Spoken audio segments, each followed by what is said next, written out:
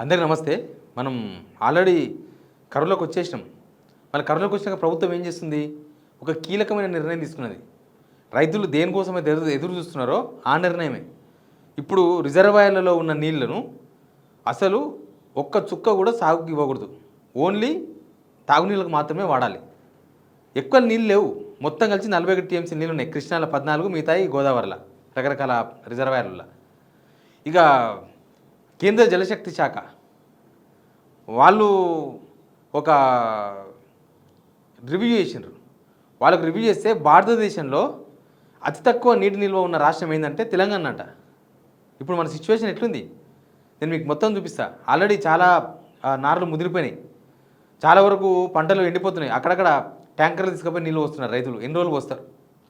పత్తి మొక్కలు అవన్నీ కూడా పోయినాయి.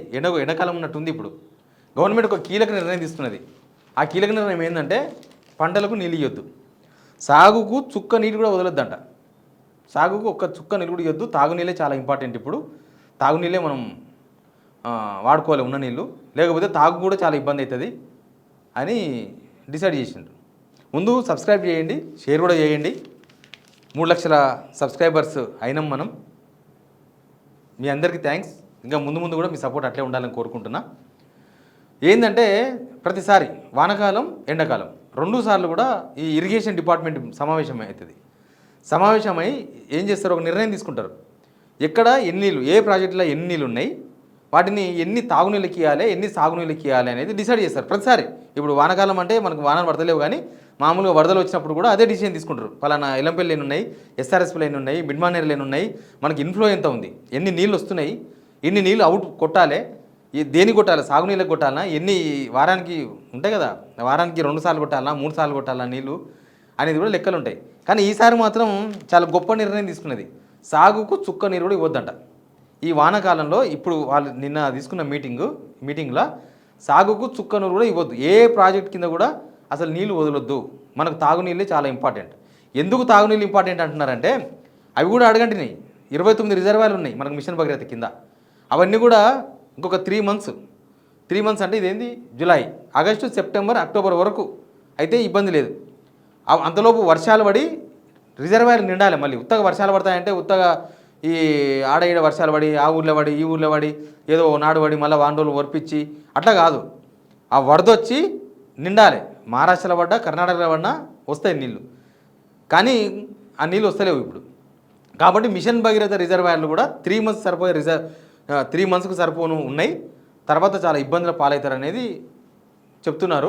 మరి 3 మంత్స్ ఉన్నాయా, 4 మంత్స్ ఉన్నాయా, కష్టమే కదా. మనకు వానకాలం అంతా వానలు పడి వరదలు వచ్చి నీళ్ళు వస్తే అవి మనం మళ్ళీ వానాకాలం వరకు గడుపుతాం. కానీ అసలు వానాకాలమే ఇప్పుడు ఇబ్బంది అయింది.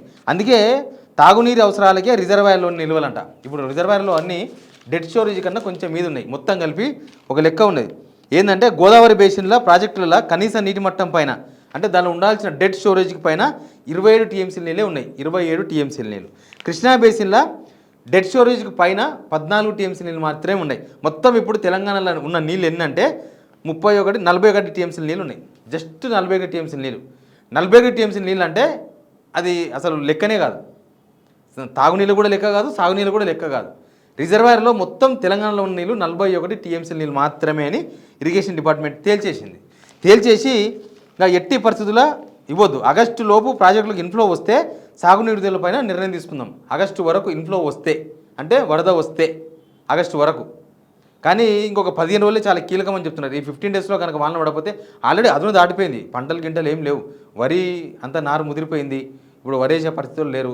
నాకు ఒక రైతు ఫోన్ చేసిండు, సార్ యూరియా చాలా ఫ్రీగా దొరుకుతుంది సార్, యూరియా ఫ్రీ ఉంది సార్ అంటే ఎందుకు అని అడిగిన. ఎక్కువ వచ్చిందా యూరియా అని.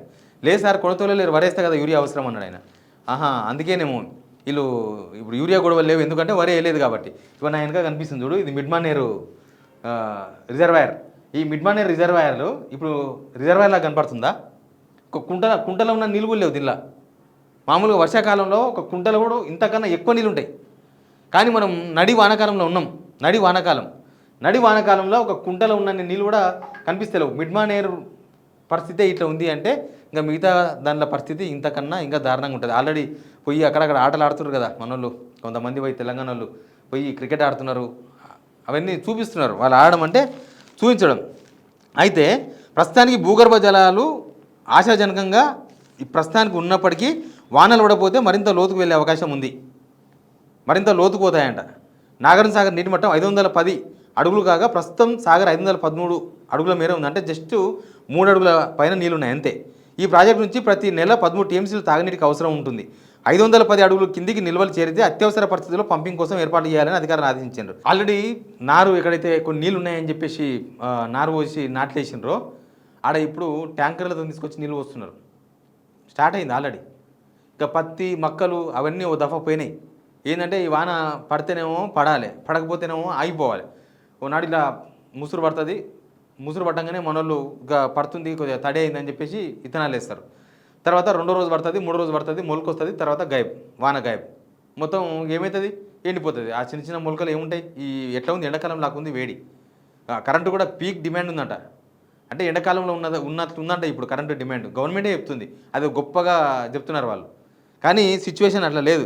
భూగర్భ జలాలు పోయిన ఏడాది మేలో 9.26 మీటర్లు మేలో సగటున ఉంటే ఇప్పుడు 9.47 మీటర్లకు చేరాయి. అంటే లోపలికి పోయినాయి. ఇంకా యాక్చువల్గా ఈ కాలంలో మనకు 5 మీటర్ల పైన ఉంటుంది. 5 మీటర్ల లోపలికి ఉంది అంటే మన డేంజర్ జోన్లో ఉన్నట్టే భూగర్భ జలాలు. హైదరాబాద్లో అయినా, ఊర్లలో అయినా, పొలంలో అయినా, ఏడైనా అంతే. నీళ్లు పైన ఉండాలంటే ఉంటాయి, లేకపోతే పోతాయి.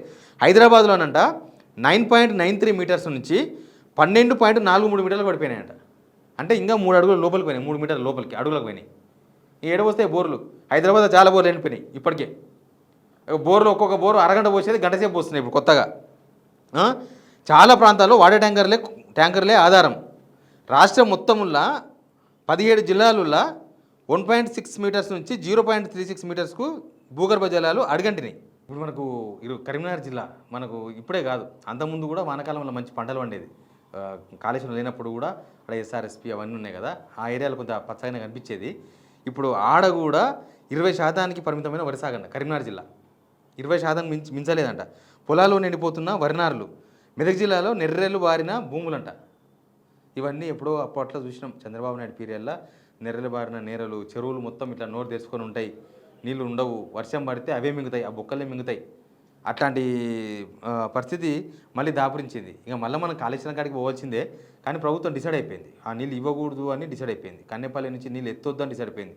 ఏంది ఎక్కడ 1,00,000 క్యూసెక్ల నీళ్ళ నుంచి ఇప్పుడంతా 10,000 క్యూసెక్ల నీళ్ళు, 7,000 క్యూసెక్ల నీళ్ళు పోతున్నాయి. అసలు మంచిగా కొట్టింటే ఇప్పటికల్లా కనీసం నీళ్ళు వచ్చేది మనకు ఒక 25-30 టీఎంసీ నీళ్ళు వచ్చేది. 25-30 టీఎంసీ నీళ్ళు అంటే ఏంది? వర్షం పడ్డప్పుడు ఇవన్నీ మనం వదులుతుంటాం, కానీ రాకముందు అయితే జాగ్రత్తగా ఉంటాం కదా. మేఘం కొద్దిగా నల్లగా మబ్బుగా అమ్మంగానే మనం ముంత ఉల్కపోసుకోవద్దు. మనం ముంత అట్లా పెట్టుకుంటుంటిమి, మేఘం మొత్తం పడ్డాక ఉల్కపోసుకుంటుంది. కానీ మేఘం వైపు చూసుకుంటా ప్రభుత్వము మొత్తం ముంతలనే నీళ్ళు లేకుండా చేసింది. ముంతలో నీళ్ళు పోస్తామంటే కూడా నీళ్ళు ఉన్నాయని తెచ్చుకొని ముంత నిండా అంటే లేదు మేఘం మబ్బు గమ్మింది, వస్తుంది, నిండుతుంది అని కూర్చున్నారు. కానీ ఇప్పుడు రాష్ట్రంలో 3-4 సమస్యలు బాగా అయిపోయినాయి. ఇవి ఇప్పుడు ఇట్లా ఒకటి సాగునీళ్ళ సమస్య వచ్చేసింది. తాగునీళ్ళ సమస్య ముందనే చూస్తున్నది. వరద రాకపోతే, వర్షాలు రాకపోతే తాగునీళ్ళ సమస్య మనం సంవత్సరం పాటు భరించాల్సి వస్తుంది. ఇప్పుడు ఎట్లుందో అట్లే ఉంటుంది. భూగర్భ జలాలు పెరగవు, ఏం ఉండదు. మున్సిపల్ నీళ్ళు కూడా కష్టమవుతుంది. అట్లాంటి సిచ్యువేషన్ వస్తుంది. తర్వాత పరిశ్రమలు, తర్వాత జల విద్యుత్ ఆగిపోయింది. ఒక్క నాగార్జున సాగర్ దగ్గర తప్ప జల విద్యుత్ మొత్తం ఆగిపోయింది తెలంగాణలో ప్రస్తుతం. అసలు విషయం ఏంటంటే దేశంలో అత్యధికంగా తక్కువ నీళ్లు రిజర్వాయర్ల నీళ్ళున్న రాష్ట్రం తెలంగాణ అంట. కేంద్ర జల సంఘము ఒక రిపోర్ట్ విడుదల చేసింది. ఆ రిపోర్ట్లో చూస్తే భారతదేశంలో అతి తక్కువ నీటి నిల్వలు ఉన్న రాష్ట్రం తెలంగాణ అంట. మొత్తం దేశంలో మన దగ్గర రిజర్వాయర్లో నిల్వ ఉన్న నీళ్లు మిగతా రాష్ట్రాలతో పోలిస్తే తక్కువ ఉన్నాయంట. మరి ఇట్లాంటి సిచ్యువేషన్లో ప్రభుత్వం ఏం చేయాలి? ప్రభుత్వం మానిటరింగ్ చేయాలి. అసలు ఇప్పుడు సాగునీళ్ళకి వచ్చింది, రేపు తాగునీళ్ళకి వస్తే ఎక్కడి నుంచి అడుకొచ్చిస్తారు. ఇక్కడ మన కన్నెపల్లి నుంచి నీళ్ళు కొడితేనేమో ఇప్పటికి ఒక 30-35 టీఎంసీ నీళ్ళు ఈజీగా వచ్చేది. ఆ నీళ్ళు చాలా ఉపయోగపడేది. కానీ మనకు ఒక టీఎంసీ అంటే ఒక హుస్సేన్ సాగర్ అంతా. ఇది పూడికి పడి ఒక టీఎంసీ లేవు, కానీ మామూలుగా ఒక టీఎంసీ అంతా. ఒక టీఎంసీ నీళ్ళు వస్తే ఒక 10 గ్రామాల చెరువులు నింపొచ్చు, ఇంకా అంతగానే ఎక్కువనే నింపొచ్చు, నాకు తెలిసి ఎక్కువనే నింపొచ్చు. కానీ ప్రభుత్వం వదిలేసింది. ఇప్పుడు నీళ్ళు కూడా లేవాడ. కన్నెపల్లిలో కూడా నీళ్ళు లేవు. అక్కడ కూడా 1,00,000 క్యూసెక్ల నుంచి 6,000-7,000 క్యూసెక్ల నీళ్ళకి పడిపోయినట్టున్నాయి. అట్లాంటి సిచ్యువేషన్లో గవర్నమెంట్ ఏం చేస్తుంది? ఏం చేస్తలేదు. రేవంత్ రెడ్డి ఏమో ఢిల్లీ పోతున్నాడు, ఆడ పోయి ఎయిర్పోర్ట్ల గురించి పైరవీలు చేస్తున్నాడు. ఎయిర్పోర్ట్ కావాలి అర్జెంటుగా, జనాలకు కరువు, నీళ్లు, పొలాలు, పంటలు ఇవి లేవు. ఇంకా గాంధీ భవన్ అనేమో నెక్స్ట్ గవర్నమెంట్ ఎట్లా రావాలని ప్లాన్ చేస్తున్నారు. మీనాక్షి నటరాజన్, మిగతా పార్టీ అధ్యక్షులు, జిల్లా అధ్యక్షులు, ఎమ్మెల్యేలు, మినిస్టర్లు అందరూ కూర్చొని నెక్స్ట్ మన గవర్నమెంట్ ఎట్లా రావాలి. పరిస్థితులేమో చాలా దారుణంగా కనిపిస్తున్నాయి. అసలు తాగునీళ్ళ సమస్య పెద్దగా అయితే ఉంది. సాగునీళ్ళు అయిపోయింది, అదును దాటిపోయింది, అది ఏమైతుందో తెలియదు. కానీ తాగునీళ్ళు ఎక్కడి నుంచి కొనుక్కొస్తారు? లీటర్ వాటర్ బాటిల్ 20 రూపీస్ తీసుకొచ్చి తాగుతారా ఒక్కొక్కరు? అది 30 రూపాయలు పడుతుంది. దేశమంతా ఎల్లినో ప్రభావం ఉంది. రైతులంతా ఆకాశం వైపు చూస్తున్నారు. గవర్నమెంట్ ఎటువైపు చూస్తుందో అర్థమవుతలేదు. Please subscribe.